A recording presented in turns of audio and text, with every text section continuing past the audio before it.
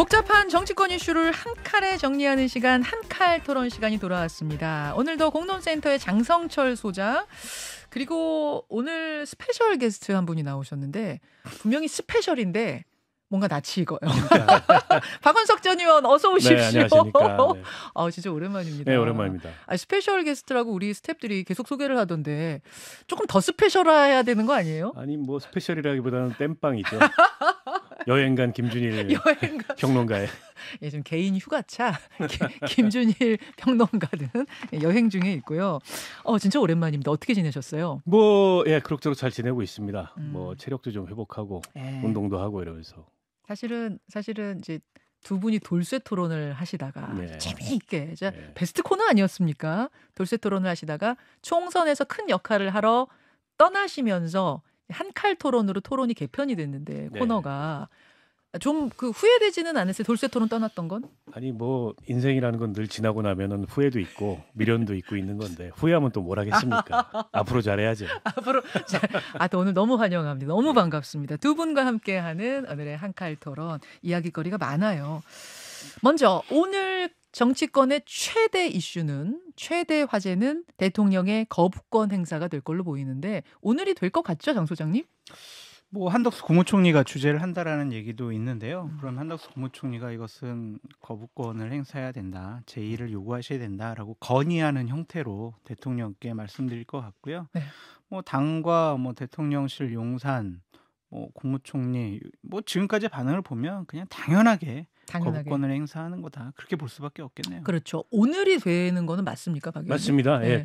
지난 7일 날 이게 국회에서 대통령한테로 넘어갔고요. 15일 이내에 공포를 하든 제의를 하든 결정을 해야 되는데 그게 내일입니다. 그래서 오늘 국무회의에서 의결을 할 것 같고요. 이미 뭐 대통령실에서 정략적으로 안타까운 죽음을 이용하는 나쁜 정치다, 이런 입장을 표명했기 때문에 또 뭐 윤 대통령도 지난번 기자회견에서 제의 요구를 시사했잖아요. 그렇죠. 그래서 거부권 행사를 할 것 같은데 이미 이제 10번째예요. 이 정부 들어서. 이제 그런데다가 최상병 이 특검에 대해서는 국민적인 여론이나 수용성이 굉장히 높습니다. 그리고 또다시 거부권을 행사했을 때 22대 국회에서 다시 발의가 될 텐데 그때는 이제 거부권이 무력화될 가능성이 지금보다도 높아요. 그런 면에서 이게 이태원 특별법의 전례처럼 이게 정치적 조정을 해서라도 이걸 21대 국회 내에 해소하는 게 저는 맞다고 보는데 계속 좀 리스크를 쌓아가고 있는 것 같아요. 대통령실이나 여당이. 지금 야당에선 그런 말 한다면서요. 마일리지 쌓는다, 그런 표현 쓴다면서요. 네, 저도 그런 느낌이 듭니다. 장 소장님은 어떻게, 오늘 제 거부권 쓰는 거는 두 분 다 100%일 것이다, 이렇게 얘기를 하시고 그 후는 어떻게 내다보세요? 뭐 이걸 가지고 22대 국회에서 다시 야당에서는 추진할 것이고 제3세력 뭐 다른 야당들도 이 부분엔 동조를 하고 있으니까 이것을 통해서 야권 공조가 이루어질 것 같다라는 좀 생각이 들고요.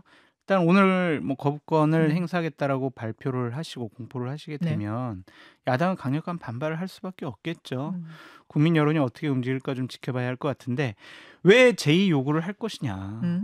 결국에는 대통령을 보호하려는 것이 아니냐, 저희가 그렇게 분석과 추측을 할 수밖에 없습니다. 지금까지 여러 언론사의 단독 보도, 공수처의 조사 수사의 결과들을 보면은 그 당시에 이시원 공직기강 비서관이 뭐 법무관리관에게 전화해서 연락하고 막 이런 것들이 과연 독단적인 생각이었을까, 대통령의 지시와 판단이 있지 않았을까, 그 부분을 공수처가 과연 제대로 규명할 수가 있을까, 이것은 특검으로 해야 된다라는 야당과 언론의 주장과 요구라고 생각이 듭니다. 아까 유상범 의원한테 제가 그 질문 드렸는데 유상범 의원 말씀은 아니 그래서 검찰 못 믿겠다고 민주당이 만든 게 공수처 아니냐. 근데 공수처 수사가 진행 중인데 공수처도 못 믿겠다라고 하면 그럼 왜 만든 것이냐. 이제 이런 말씀을 하셨거든요. 아니 뭐 논리적으로 그 말이 아주 틀린 건 아닌데 이 사건이 일어난 지 1년 가까이 됐지 않습니까?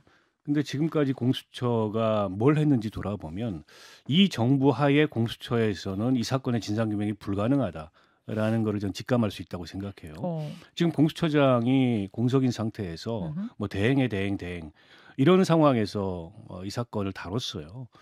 근데 공수처장 임명도 미루다가 이제 진행을 하고 있는 와중이고 때문에 공수처가 그렇게 이제 검찰이나 기존 수사기관이 수사하지 못하는 그런 뭐 이 권력자의 비리라든지 이런 거를 수사하기 위해서 만들어진 조직인 건 맞으나 네네. 현 정부 하에 이런 정치 상황에서 이 공수처가 제대로 기능하기 어려웠다라는 점은 분명하고 경찰 수사도 마찬가지입니다. 사건을 경찰로 입첩했다가 예. 경찰에서 다시 회수했다가 이런 과정이 반복됐던 점을 돌이켜 본다면 공수처나 검찰의 수사를 지켜보고 해도 늦지 않다는 말이 별로 설득력이 없다는 게 이미 전 확인이 됐고 증거인멸이 이루어질 가능성이 있어요. 왜냐하면 통신 기록이나 이런 것들이 이제 폐기 시효가 돼가지고 7월인가 그렇다면. 폐기될 위험성이 있거든요. 근데 이미 공수처가 그거는 폐기되기 전에 다 뭐 포렌식 해놓고 다 확보해 놓지 않았을까요? 그걸 아직까지도 그냥 뒀을까요? 근데 그거는 뭐 저희가 알 수 없는 일이고요. 때문에 이게 이제 시간을 다투는 문제고 무엇보다 그 박정훈 대령이라는 당사자가 있지 않습니까? 그리고 이분이 지금 무슨 뭐 그 항명죄로 무시무시한 제목으로 재판을 받고 있는데 좀 어처구니 없는 일이죠. 근데 이제 그분 증언에 따르면 대통령의 경로가 있었다는 거 아닙니까? 그거를 이제 해병대 이 사령관으로부터 들었다는 건데 네. 그러면 그 경로가 이 사건에 어떻게 작용을 했는지가 어떻게 보면 수사의 초점이 될 거라고 보고 대통령이 무관치가 않아요, 이 수사. 결국에는 이제 대통령을 보호하기 위해서 수사를 여러 방식으로 지연시키는 건데 21대 국회에 가서 거부권이 무력화되고 네. 특검법이 통과된다면 그때는 리스크가 더 커지는 거죠. 근데 초점은 경로가 될 것이다. 저는 그거라고 봅니다. 뭐 그 사실관계를 밝히는 것이 핵심이겠죠. 그래서 오늘 뭐 대질신문 있다고 하니까 그 수사 결과도 한번 지켜봐야 될 것 같은데 유상범 의원과 같은 주장을 하는 국민의힘 쪽이나 아니면 용산 대통령실에 계신 분들에게 드리고 싶은 말씀이 있어요. 뭔가요? 그렇게 주장하면 설득력이 있을 것이냐. 그렇게 주장을 하면 국민들이 맞네. 공수처 수사가 있었네. 지켜봐야 되겠네. 이러한 여론이 더 많을 것인가. 박원석 전 의원님 말씀하셨던 것처럼 그동안은 뭐 했는데. 왜 공수처장은 그동안 왜 임명 안 했는데. 이거 수사 방해하려고 한 거 아니야? 이거 못하게 하려는 거 아니야? 이런 의구심에 대한 정확한 답변이 아닌 것 같아요. 그래서 자꾸 저런 식으로 지켜보자라고 하는 것은 그냥 대통령 조사하지 마, 수사하지 마, 대통령 보호해야 돼 라는 자기 고백이 아니냐 그런 생각이 좀 들어요. 그 특검, 이 특검, 저 특검 야당이 계속 주장하는 거는 그 너머에 대통령 탄핵까지, 그러니까 대통령이 임기를 다 못 마치게 하려는 더 큰 목적이 있는 것 아니냐. 이 부분도 지금 국민의힘에서는 의심을 하고 있습니다. 그 부분은 뭐 좀 어떻게 보세요? 아니 뭐 야당이 특검법을 계속 발의한다고 그리고 그 특검법이 통과돼서 특검 수사가 진행된다 그래서 그게 곧바로 탄핵으로 연결될 수는 없는 거죠. 정치적으로 야당에서 그런 주장이 일부 나오기는 하나 중대한 헌법과 법률 위반이 확인돼야만 이게 대통령 탄핵이 가능한 건데 이제 그런 게 아직 확인됐다고 단정하기가 어렵고 물론 이제 야당 일각에서는 이 최혜병 사건 같은 경우에 특히 직권남용 권리행사 방해 이 혐의가 있기 때문에 그 점이 확인되면 탄핵 사유가 될 수도 있다. 저도 사유가 될 수도 있다고 봅니다. 다만 아직 확인된 게 아니어서 야당의 주장을 이걸 대통령 탄핵으로 몰고 가려는 음모처럼 취급하는 것은 저는 부적절하다고 보고요. 아니 지금 대통령실에서 얘기하듯이 혹은 여당에서 얘기하듯이 그렇게 떳떳하다면 각종 특검에 대해서 못할 이유는 또 뭡니까? 이로 인해서 전국이 경색되고 한 걸음도 앞으로 나아가지 못하고 국정 운영에 부담이 된다면 못할 이유는 뭐예요? 특검 수사에도 아무것도 안 나온다면 저는 못할 이유도 없다고 생각하는 거죠.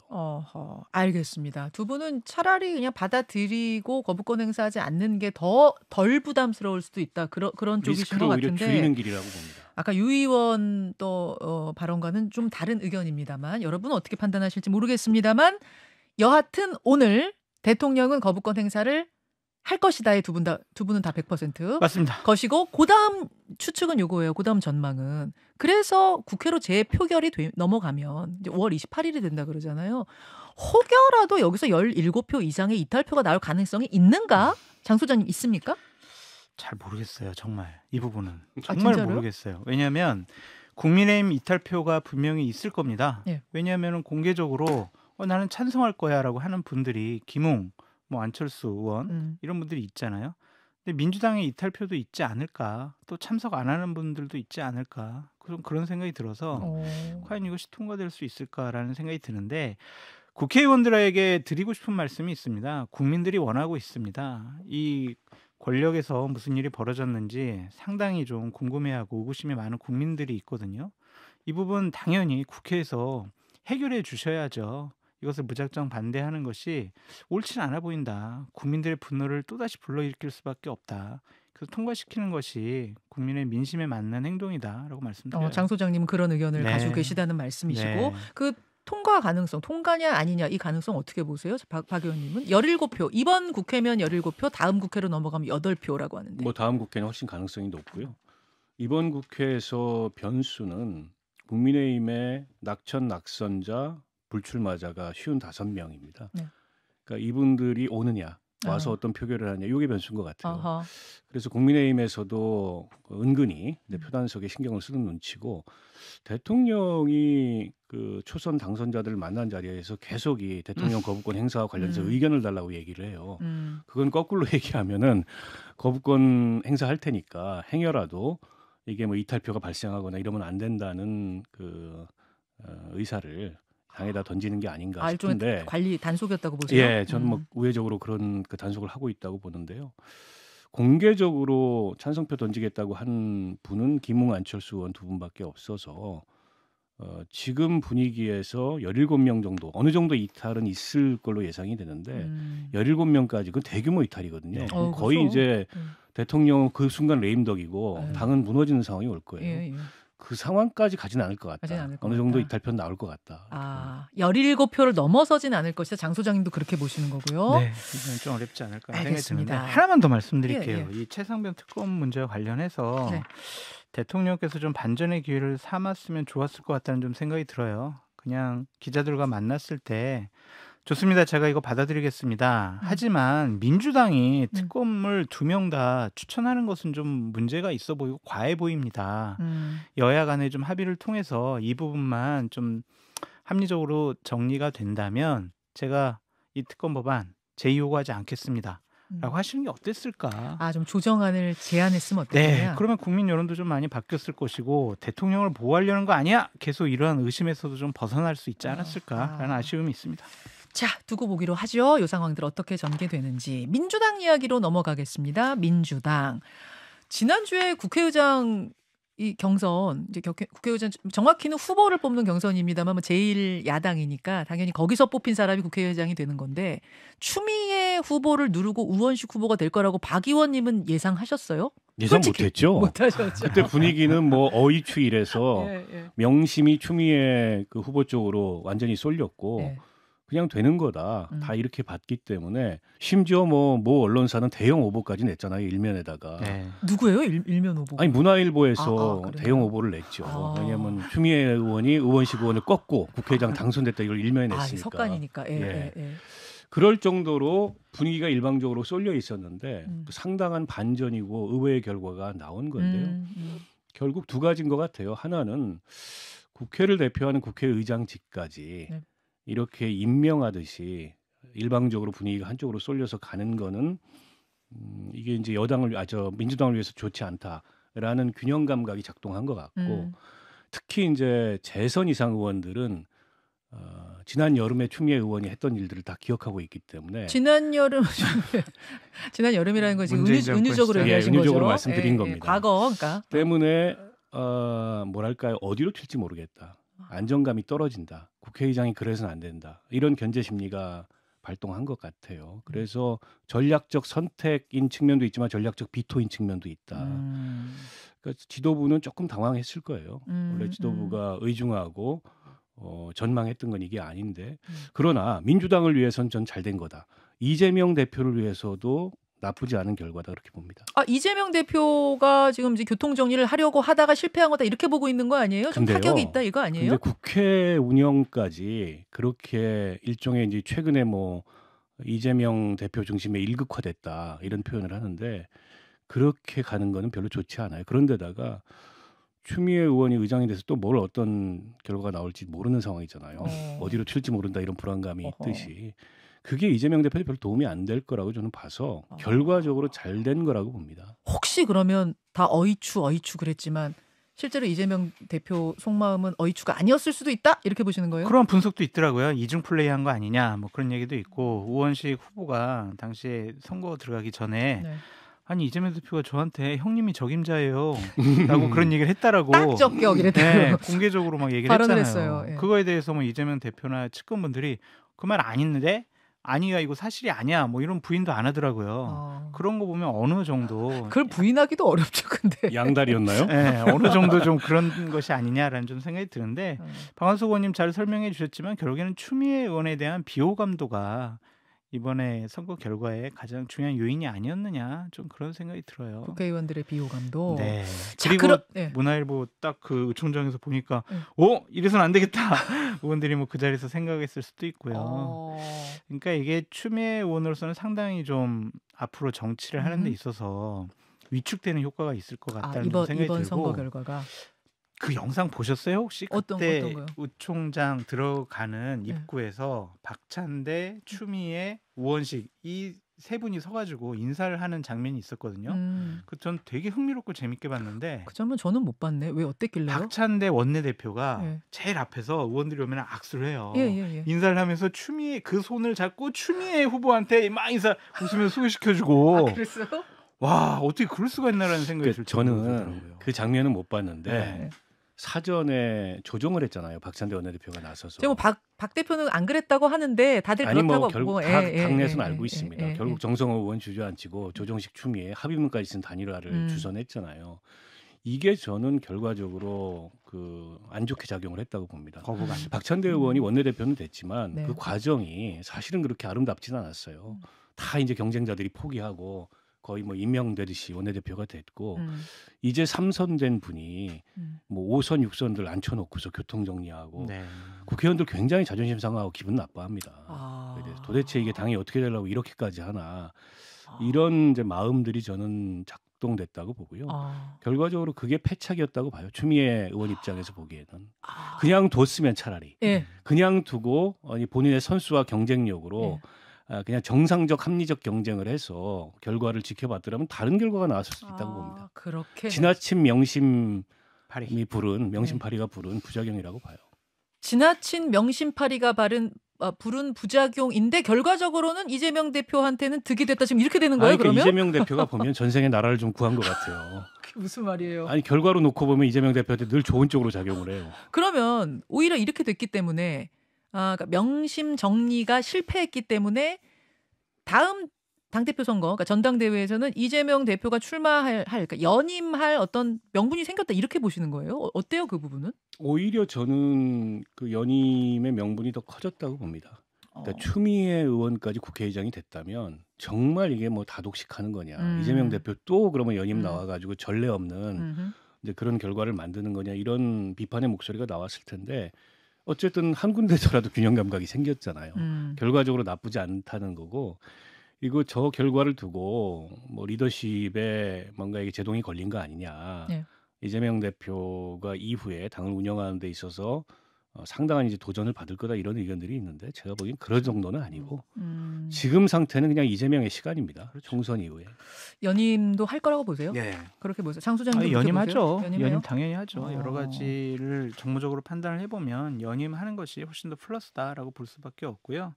어쨌든 이재명 당대표에 대한 반감 때문에 우원식 후보가 국회의장의 후보로 선출됐다라고 판단하기에는 어려워요.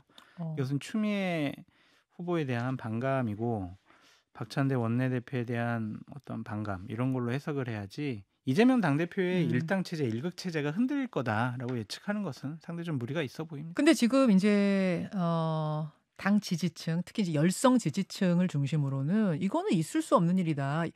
89명의 우원식 후보를 찍은 그 사람들 색출해라. 뭐 스스로 추미애를 찍었다는 걸 인증하지 않으면 뭐 어떻게 하겠다 뭐 이런 게 지금 돈다면서요. 그러니까 일부 강성 뭐 지지자들이 그런 얘기를 한다고 하고 뭐 1만 명이 탈당을 했네 안 했네 뭐 이렇게 얘기를 했다고 하는데 민주당을 취재해 본 분들의 얘기에 의하면은 뭐 1만 명 탈당 좀 뭐 그것은 아니고 그냥 좀 몇백 명 몇천 명 정도 탈당한 거다라고 얘기를 했고 이재명 당대표가 또 그분들 다독이고 있잖아요. 당원들의 권한 2배로 확대할게요. 지방선거 때 여러분 의견 더 적극적으로 반영할게요.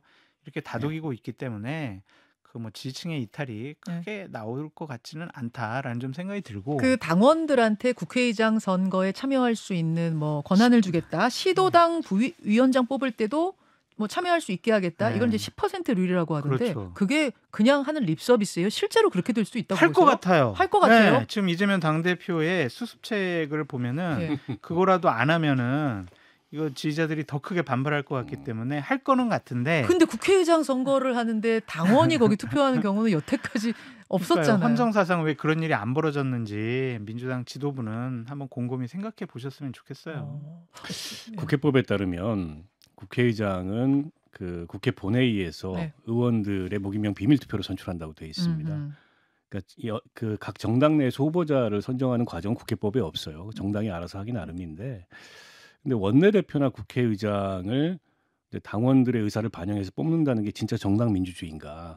이 점에 대해서 저는 거꾸로 묻고 싶고, 그러니까 정당 민주주의는 이제 당원들의 뜻을 존중하는 것도 중요하지만 각각이 정해진 그 책임과 권한을 제대로 행사하는 게 전 정당 민주주의라고 보거든요. 네.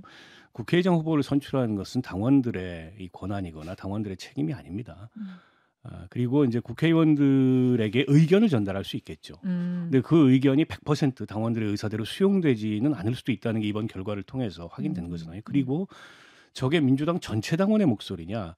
그것도 아닐 수도 있어요. 그러니까 이 강성 지지층 목소리가 큰 당원들의 목소리, 물론 당 지도부나 당을 운영하는 입장에서 신경이 쓰일 수밖에 없는데, 그렇다고 해서 이게 제도를 왜곡시키거나 이제 정당 민주주의를 왜곡시켜서는 안 된다. 그러니까 대중정당이라는 것은 모든 걸 당원의 뜻대로 결정하는 게 대중정당이 아니다. 저는 그렇게 봅니다. 알겠습니다.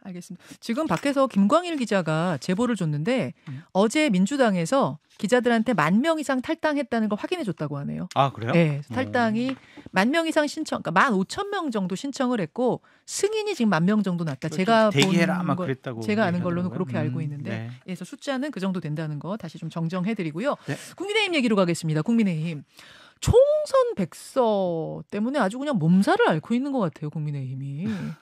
무슨 일이 벌어지고 있는 거예요? 지금 총선 백서가 뭐 이렇게 지금 난리가 난 거예요? 그러니까 일각에서 의심하는 거는 조정훈 백서 발간위원장이 결국에는 한동훈 책임론을 부각시키기 위해서 그쪽으로 분위기를 몰고 가는 거 아니냐.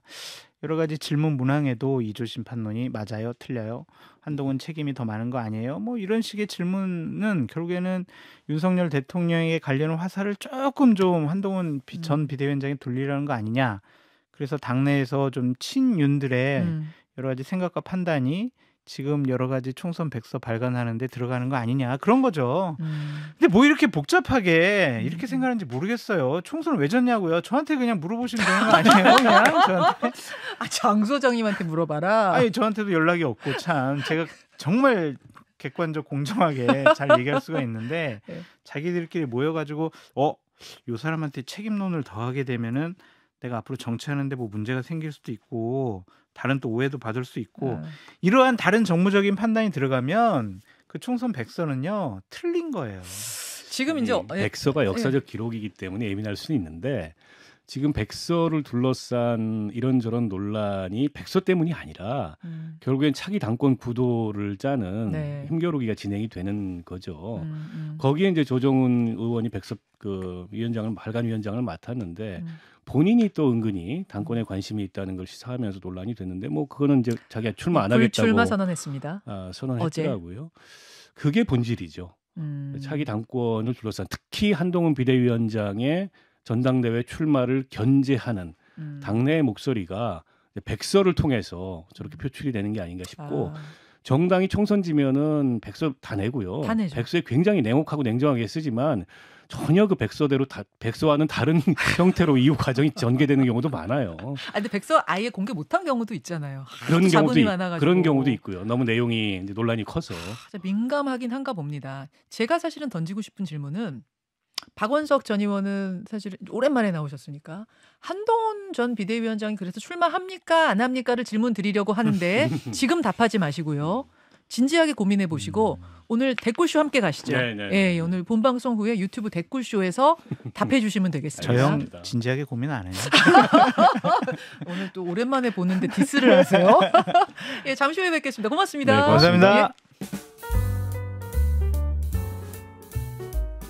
김현정의 뉴스쇼는 시청자 여러분의 참여를 기다립니다. 구독과 좋아요, 댓글 잊지 않으셨죠? 알림 설정을 해두시면 평일 아침 7시 10분 실시간 라이브도 참여하실 수 있습니다.